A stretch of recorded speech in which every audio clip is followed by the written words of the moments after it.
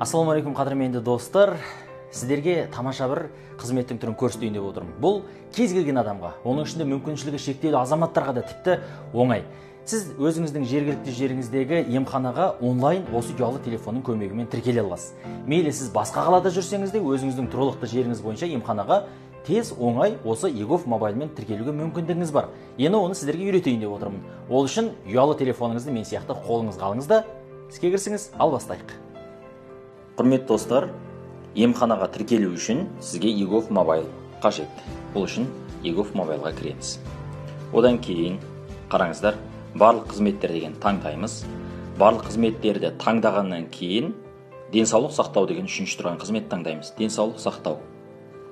Одан кейін медициналық, санитариялық алғашқы көмек көрсететін медициналық ұйымға бекіту деген бар.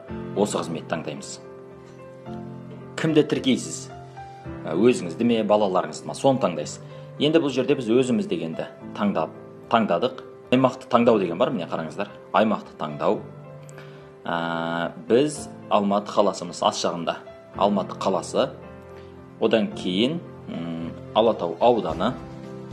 Енді мед ұйымды таңдаңыз деген бөлім шығады. Осының үстінен басамыз.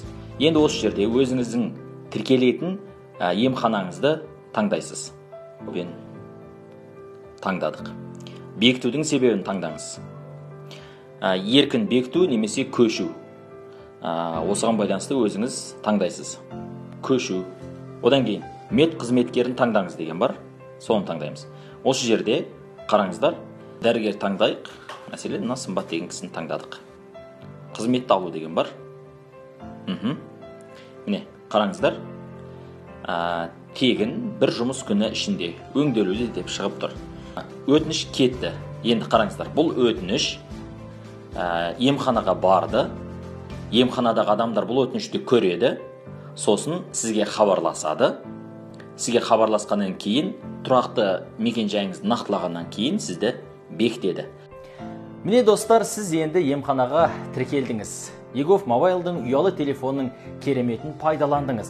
Енді осы ақпаратты басқада туыстарыңызға, достарыңызға, балаларыңызға, әкелеріңізге, аналарыңызға жіберіңіздер, ол кісілер де білсін.